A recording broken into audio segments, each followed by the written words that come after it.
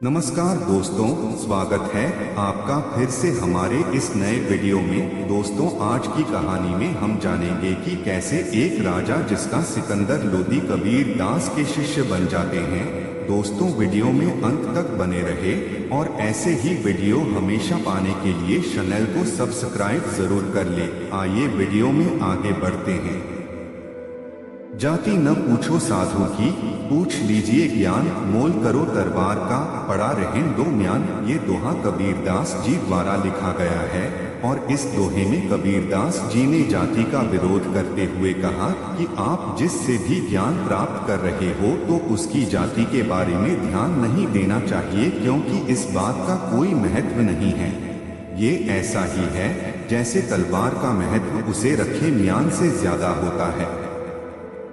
इस दोहे की बात इसलिए क्योंकि हरिजन लोग, जिन्हें समाज में आज भी सही सम्मान नहीं मिलता है, जिन्हें लोग आज भी एक अलग ही नजरिए से देखते हैं। एक समय था जब पिछड़ी जाति को देखकर लोग दूर भागते थे। वहीं पिछड़ी जाति को इस नजरिए से देखा जाता था कि जैसे उनका पिछड़ी जाति में पैदा होना एक गुनाह हो। इस पिछड़ी जाति का बुरा प्रभाव भारत के महान संत एवं समाज सुधारक कबीरदास जी भी झेल चुके हैं।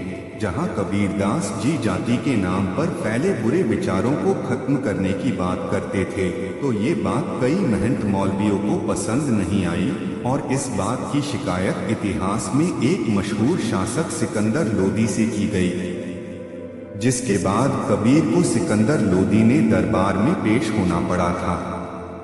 वहीं इस वीडियो के जरिए हम आपको इस बात की जानकारी देने जा रहे हैं कि सिकंदर लोदी के दरबार में पेश होने के दौरान कबीरदास जी के साथ सिकंदर लोदी ने क्या किया था। कबीरदास जी न ही ब्राह्मण थे और न ही दलित, वे जुलाहा जाति के थे, जो कि एक मुसलमानों की एक नीची है।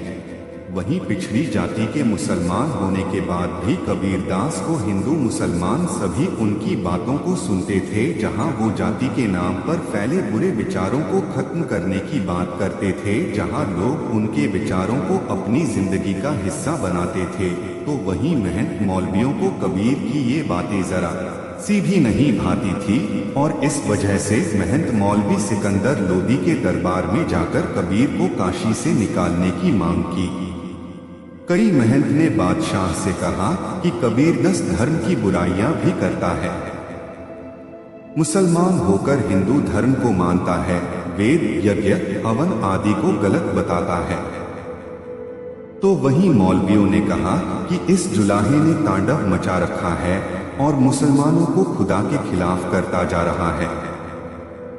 हिंदू मुस्लिम सब इसके अनुयायी होते जा रहे हैं।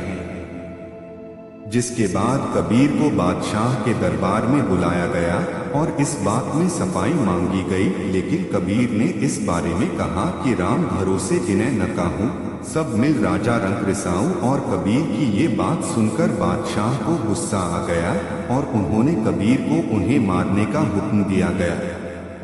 सिकंदर लोदी ने सबसे पहले कबीर को जंजीर में बांधकर गंगा में डुबाने, आग में फेंकने, उनके पीछे मदमस्त हाथी छोड़ने जैसे कई सारे आदेश उन्हें मारने के लिए दिए, लेकिन कबीर को कुछ नहीं हुआ। न ही वो पानी में डूबे, न ही आगे में जले और न ही हाथी उनका कुछ बिगाड़ पाए। जिसके बाद अंत में सिकंदर लोदी ने कबीर के सामने अपना सिर झुका दिया। उसने कबीर को कई सारी चीजें भेंट की, लेकिन ये सब लेने से मना कर दिया और जब वो काशी लौटे तब लोगों को पता चला कि वो सिकंदर लोदी को अपना शिष्य बनाकर आए हैं। धन्यवाद दोस्तों।